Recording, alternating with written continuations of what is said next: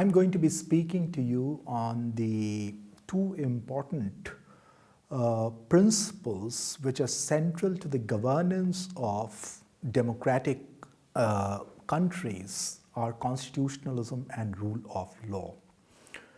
Now, both of them, that is constitutionalism and rule of law, are related ideas about how the powers of the state and the government officials are to be limited. All right. I'm going to be first giving you a brief idea of what constitutionalism is, how is it different from rule of law, and of late, rather recently, there has been a tendency to conflate constitutionalism with rule of law, which does not really serve any purpose. So therefore, I will focus on a narrow conception of rule of law enunciated by Professor Lon Fuller, and then finally I will try and sort of merge the ideas of constitutionalism and rule of law to make sense out of my presentation. So constitutionalism, to start with, usually refers to specific constitutional devices and procedures such as separation of powers between the legislature, executive, and the judiciary, and the process of fair hearings for those charged with criminal offenses and respect for individual rights. All of these together constitute the liberal democratic system of governance. And all of these are important for functioning of a liberal democratic state. Now, Constitution is a very important document which remains the framework of governance for countries. All right? A constitution is the moral document, political document, legal document, and from constitution, all other kinds of laws in specific countries seek their legitimacy. Any law which contravenes the basic framework of constitutional law in any country becomes null and void. All right? But we are confronted with a situation where even the authoritarian countries claim to have constitution. They also say that we are lawful, we are guided by law, as much as the democratic countries, for example, the United States, the Canadians, the British, whole host of West European countries, in countries of global south, India, Sri Lanka, everybody says that they have a constitution and they are liberal democratic republics. Whereas you have situations where Korea also says, Korea meaning thereby North Korea says that we have a constitution, the People's Republic of China says that they have a constitution, and so on. So when we talk about constitution, all right, what kind of constitution are we talking about? All right? And that is where the idea of constitutionalism emerges. The idea of constitutionalism settles the debate in favor of the liberal democratic constitutions, to my understanding of things. How it does so? Because the idea of constitutionalism seeks to achieve higher values which may not be included either in written or unwritten constitution. For example, UK has an unwritten constitution. We have a written constitution, all right?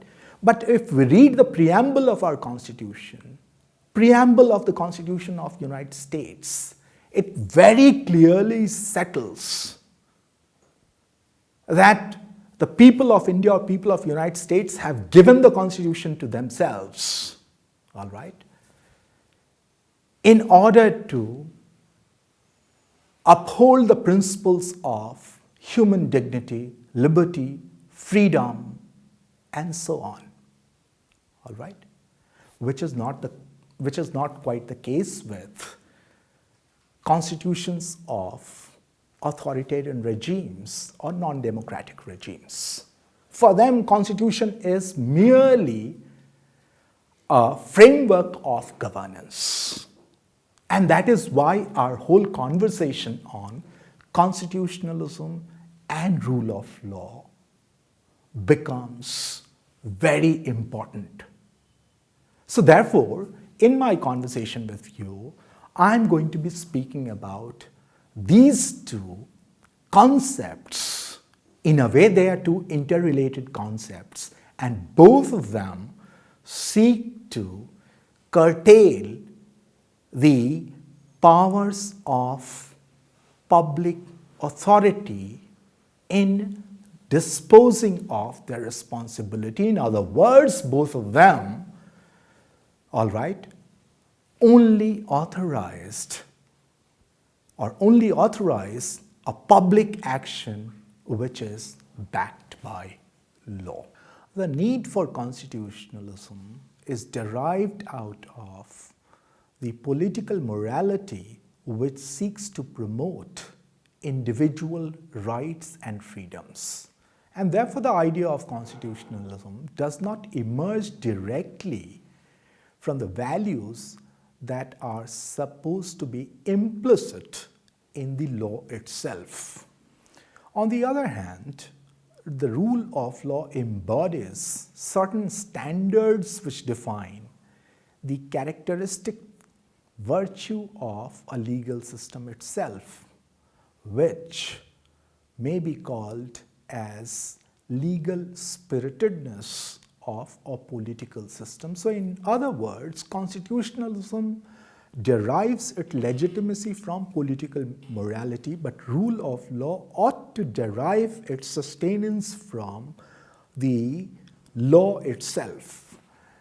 So therefore, recently, there has been a tendency to expand the notion of rule of law to embrace all the features of a desirable form of government in which liberties and rights of individuals are given primacy. And here, when we speak about desirable form of government, we very specifically mean a liberal democratic government which seek to uphold the liberties and rights of its citizens and people it governs.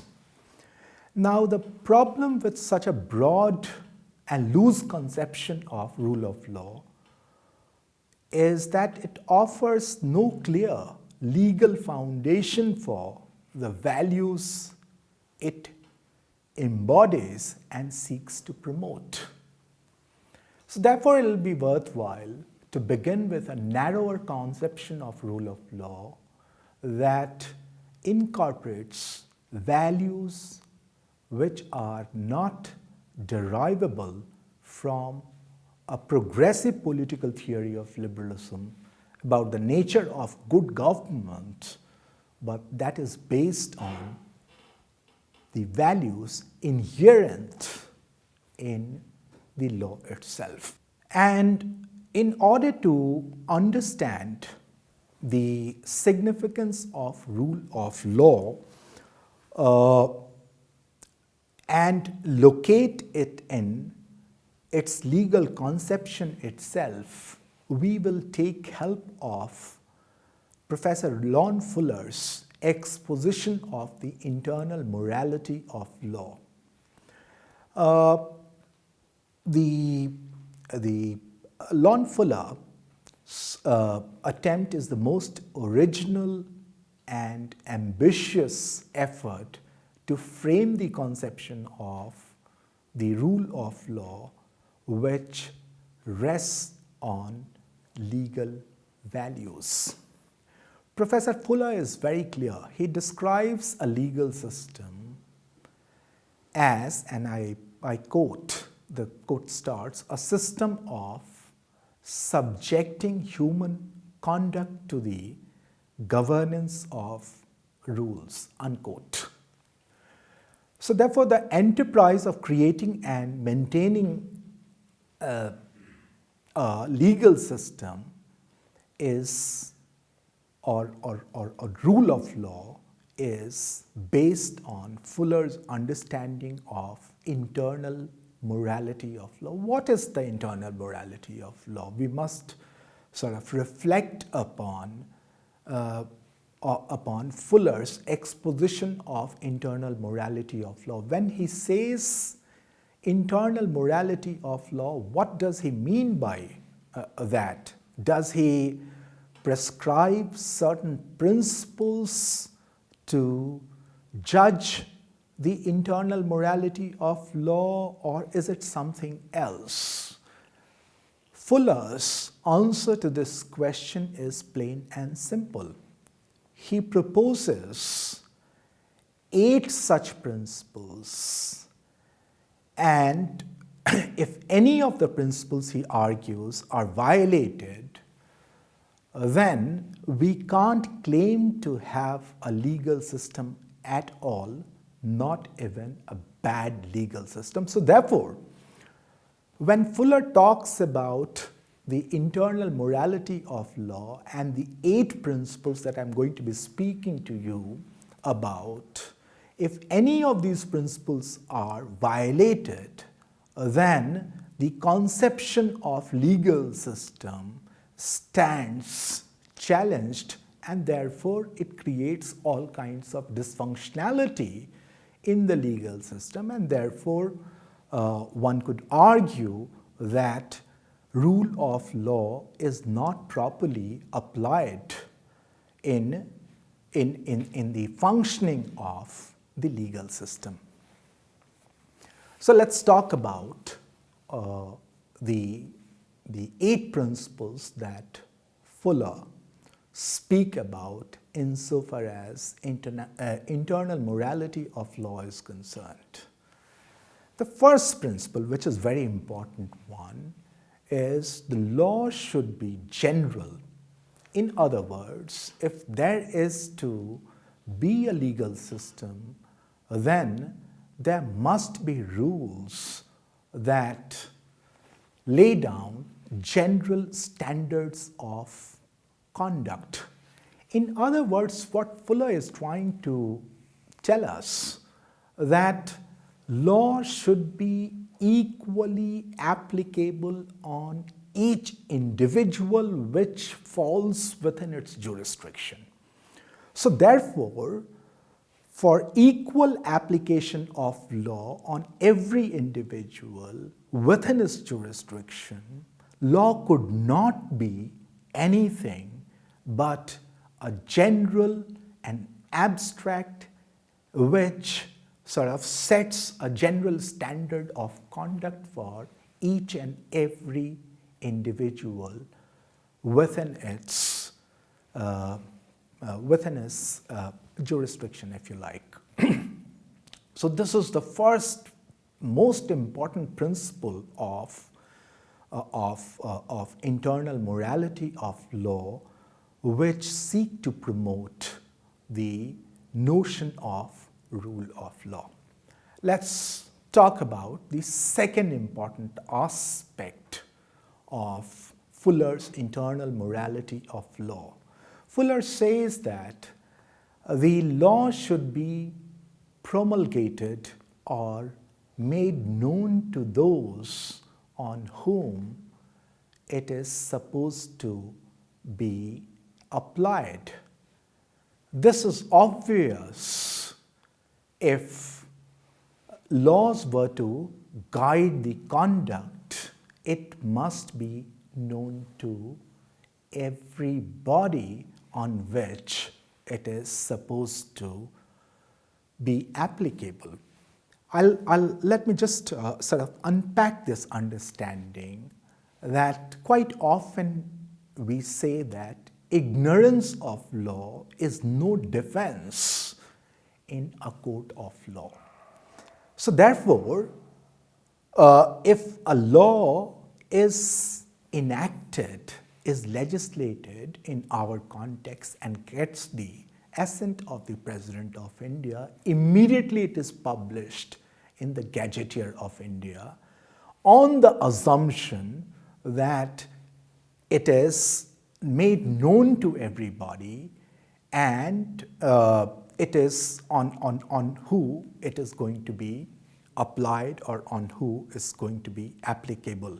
Any law which is not published in Gazetteer of India by Government of India or other governments, all right, cannot claim itself the status of law.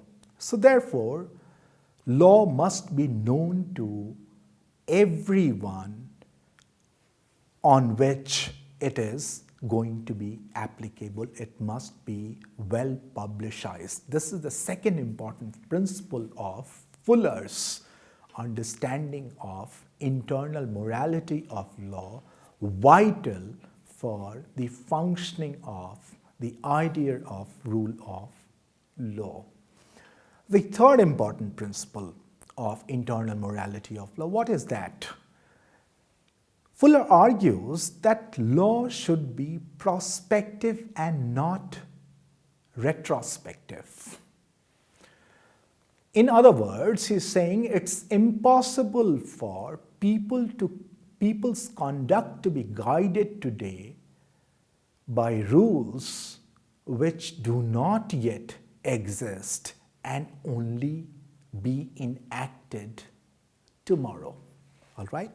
So therefore, any law which is enacted by the legislature or any competent authority must have a prospective application and not retrospective application. But there are some exceptions which Fuller takes into consideration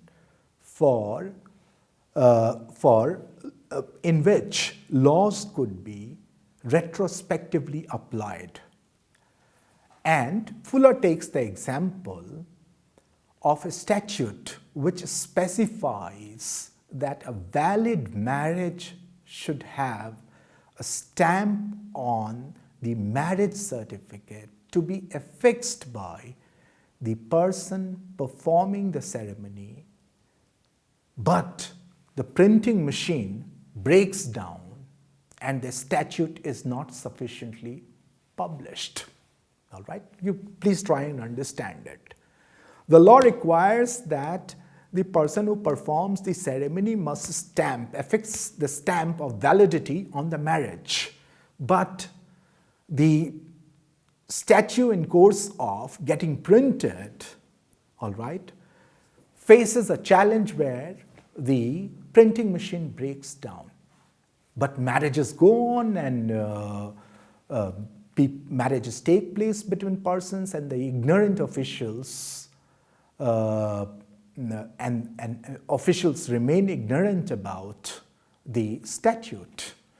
So therefore, after the machine is repaired, a second statute retrospectively validates the marriages and remedies the defect caused by earlier failure of law to comply with the principles of internal morality of law as outlined by Lon Fuller.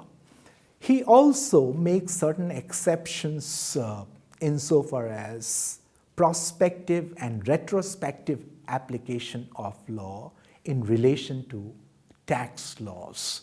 So it's basically, I mean, we in India have also witnessed the Vodafone case and the Crane case, which is the case of retrospective taxation, and Government of India is engaged in a legal sort of battle with these two companies at various levels. So Fuller obviously makes some exceptions in which law could be applied retrospectively, but in general, laws must be applied prospectively. Now, the fourth important principle insofar as internal morality of law is concerned, that the principle demands that law should be clear and unambiguous. Unclear laws may not be properly understood and may not guide the conduct of human beings. Let me just give you an example. If you read any law in the statute books, all right, number one, the statute books starts with the preamble, definition of the terms which occur in that specific piece of legislation in each and every detail, and then also offers explanation to each of the foreseeable situations that law may confront, all right? And therefore, Fuller's argument about the unambiguous nature of law or legislation acquires so much of importance, because if it confuses either the law officers of the court, which are the lawyers or the judges, then its application and interpretation becomes doubly difficult, and sometimes over-interpretation or under-interpretation or wrong interpretation on account of the ambiguity in law may lead to all kinds of confusions and might subvert the principle of rule of law. Now, absence of contradiction is the fifth important principle insofar as the internal morality of law is concerned. So therefore, quite often we face the situation of conflict of laws in our situation, in our Indian context too. That one law sort of is enacted and the other law sort of contradicts that. And so therefore, a harmonious construction of legislation becomes important. Let me just give you an instance. The example could be that a law asking officials to come to work on a public holiday. Now, public holiday by definition, all right, sort of gives the freedom to government officials to spend the time that in the way that they want to spend. But if laws want them to come to offices, then they become contradiction. Then they become mutually contradictory, and they will have it's the clear case of contradictory or the conflict of laws.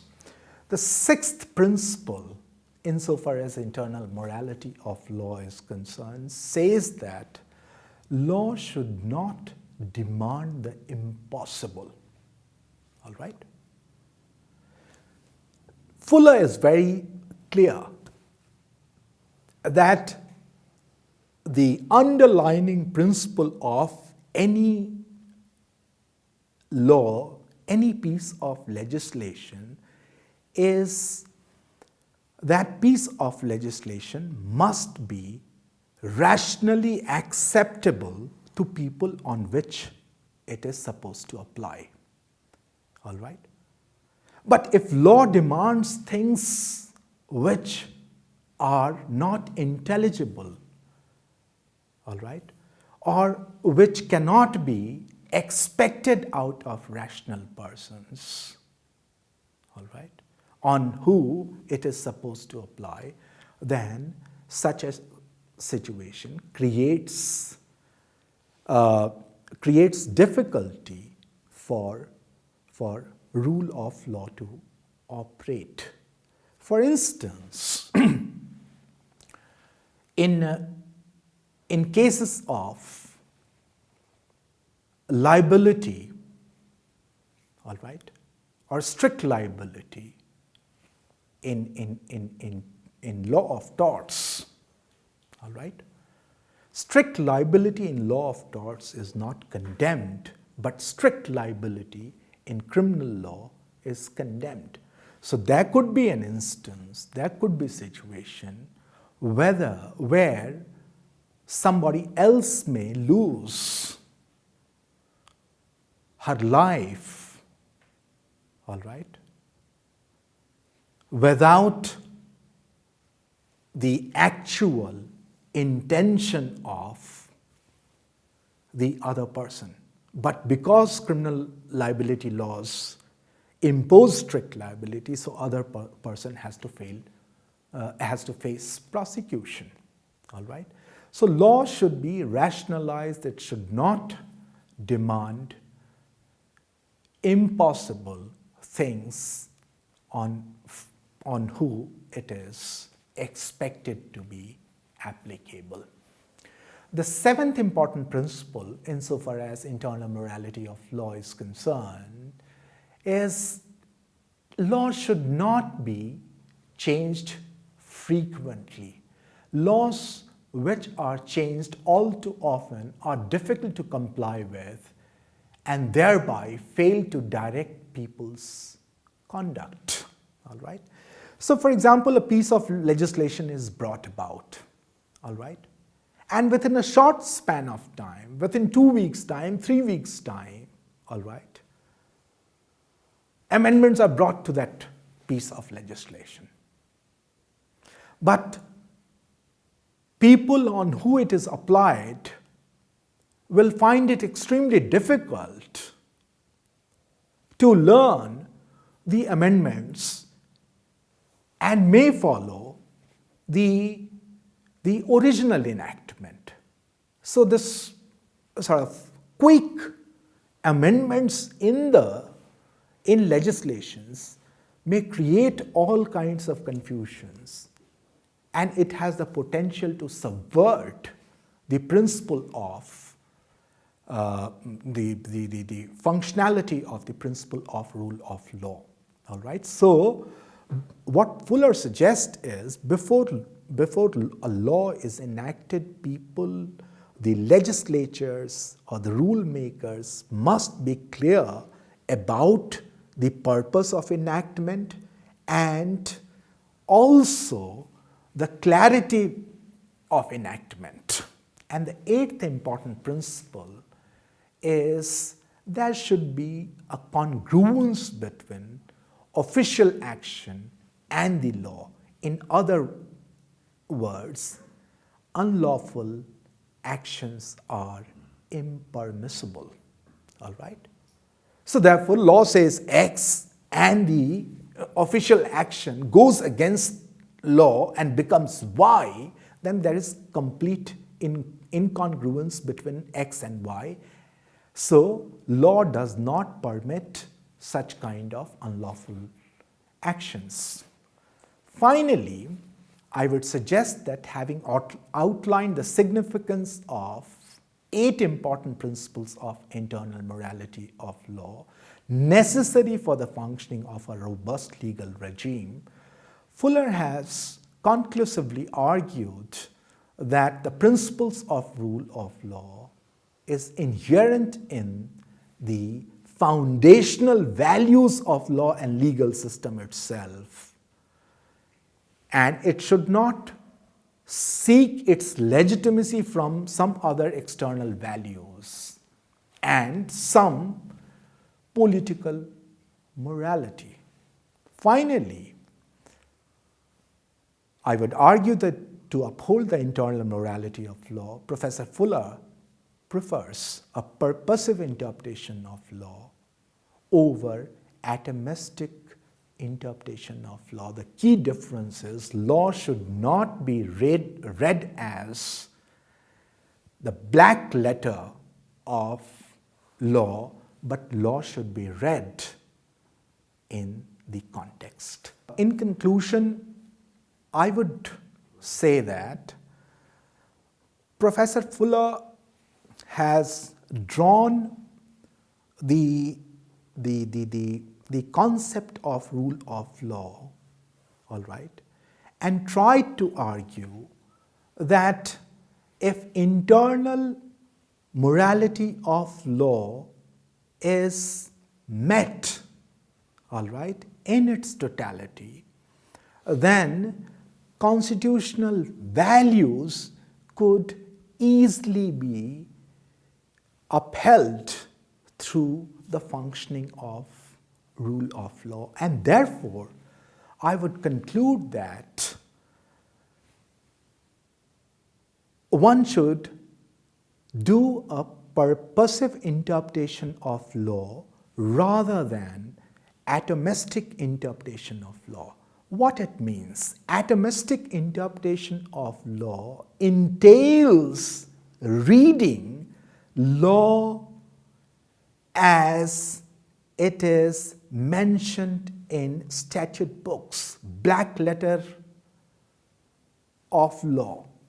Purposive interpretation means that reading law in its context, all right? And therefore, for constitutionalism to be upheld, the constitutional principles to be upheld, the interpretation of law should be made purposeful. It should be read in the existing context, in the existing socio-political, economic, and legal context. For instance, if a statute book details that a crime committed by X, Y, and Z weapon will be punishable by X1, Y1, Z1 punishment, all right?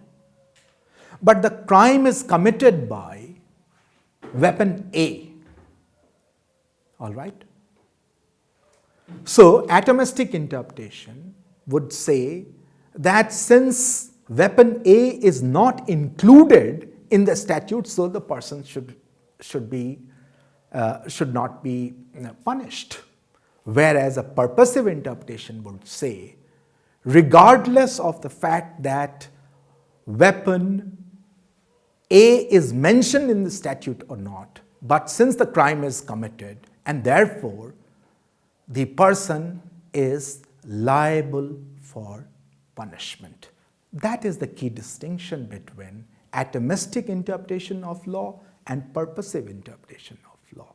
And unless purposive interpretation of law is carried out, there will remain a gap between, incongruence between the law and actions of authority, and therefore the values of constitutionalism and rule of law will not be upheld as it is expected in a liberal democratic society. Thank you.